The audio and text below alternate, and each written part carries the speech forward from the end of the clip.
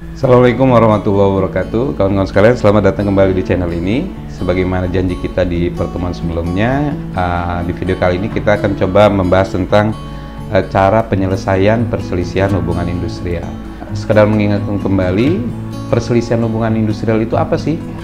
Perselisihan hubungan industrial adalah adanya perbedaan pandangan atau tafsiran antara pekerja dengan pengusaha terhadap satu hal.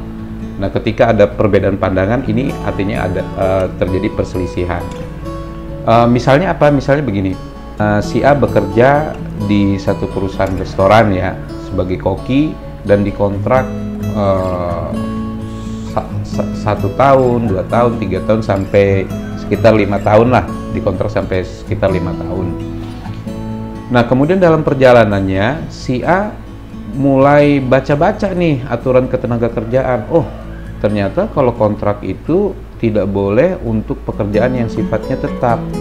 Dalam pandangan si A, pekerjaan dia ini sifatnya tetap karena kan menjadi koki ya.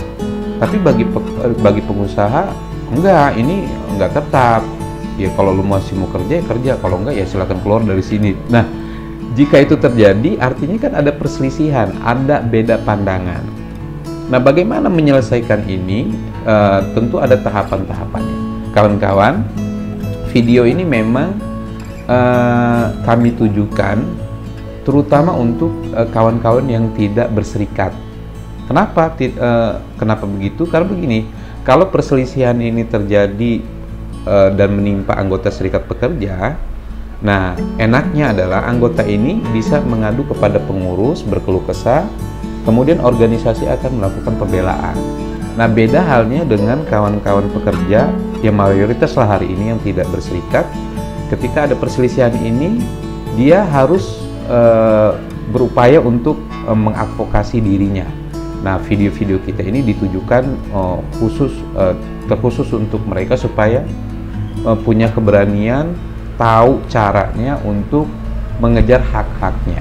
Kawan-kawan ya, mudah-mudahan juga kita tidak mau lagi nanti mendengar kata-kata ya udahlah biar aja perusahaan jatah sama kita, nanti biar Allah aja, biar Tuhan aja yang membalas. Jangan. Jadi berjuang dulu, berusaha dulu, kejar hak kawan-kawan. Nah, itu ini hanya kira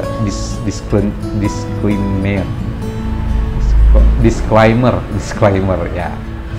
Nah, lalu bagaimana tahapan-tahapannya yang harus kawan-kawan tempuh untuk mengejar hak kawan-kawan ini? Tahapan untuk penyelesaian perselisihan hubungan industrial ini, tahapan pertama adalah bipartit. Kawan-kawan ajukan surat permohonan berunding sama perusahaan.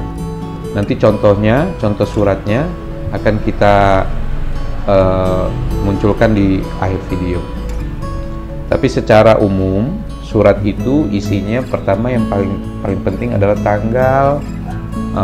tanggal surat, kemudian kepada pimpinan perusahaan di tempat, bahwa berkenaan dengan pemutusan hubungan kerja saya, nama dan lain-lain, saya ingin mengajukan perundingan bipartit yang akan dilaksanakan pada sebutkan tuh tanggal, jam, tempat, demikian surat ini tanda tangan.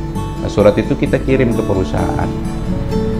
Bagaimana seandainya perusahaan kalau di waktu yang sudah ditentukan perusahaan tidak menjawab permohonan kita? Nggak ada masalah. Kirim surat untuk yang kedua kalinya. Sama, tinggal sebut aja, dikarenakan surat pertama tidak mendapat respon, kami mengajukan permohonan berunding yang kedua kalinya pada tanggal biasa. Nanti tulis seperti itu. Bagaimana kalau perusahaan juga tidak merespon atau menjawab surat berunding kawan-kawan yang kedua? Nggak usah panik, nggak usah khawatir, karena negara sudah menyiapkan suku dinas tenaga kerja atau dinas tenaga kerja untuk kawan-kawan memproses lebih lanjut perselisihan teman-teman. Nah, untuk yang di Sudi nanti kita akan bahas di video yang berikutnya. Nah, kemudian seandainya perusahaan bertemu dengan kawan-kawan di mengokekan bahwa ayo bertemu. Apa yang perlu kawan-kawan siapkan? Siapan pertama yang perlu disiapkan adalah mental, karena kawan-kawan akan bertemu dengan bosnya kawan-kawan, ya kan, di perusahaan itu. Nah, ini mental harus disiapkan. Yang kedua, selain mental, materi. Ya, kawan-kawan udah harus tahu tuh yang kawan-kawan ajukan itu apa. Misalkan tentang kontrak, berarti teman-teman udah harus paham banget dasar hukumnya, nanti googling, cari tahu. Nah, yang ketiga, apa yang perlu disiapkan? Daftar hadir, daftar hadir dan juga risalah berunding. Itu harus disiapkan karena itu adalah bukti bahwa kawan-kawan sudah berunding. Nah, jadi sebelum berunding, kawan bikin aja kertas. Nanti juga daftar hadir dan contoh-contoh itu kita drop di video ini deh. Daftar hadir, perunding bipartit terkait pemutusan hubungan kerja saudara, siapa sebutin namanya. Yang hadir siapa aja, dari pekerja siapa, dan tanda-tanda. Nanti kita ini contohnya. Nah, setelah berunding, ajukan semua keberatan teman-teman terhadap PHK kawan-kawan ini. Kemudian perusahaan pasti akan berdalih dan lain-lain. Tinggal diisi aja. Pendapat teman-teman apa, pendapat pengusaha apa, kesimpulannya apa. Kalau tahapan pertama biasanya tidak ada kesepakatan.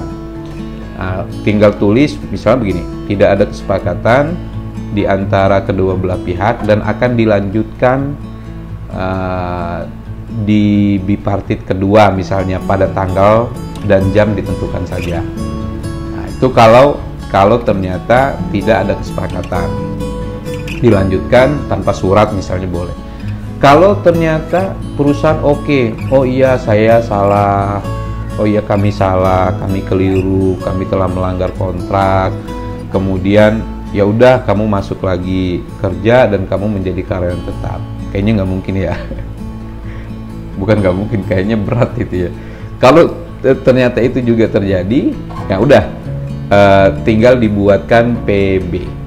Apa itu PB? Perjanjian bersama. Perjanjian antara tadi si pekerja dengan si pengusaha yang menyatakan di dalamnya bahwa itu terlanggar dan menjadi karyawan tetap dan lain-lain.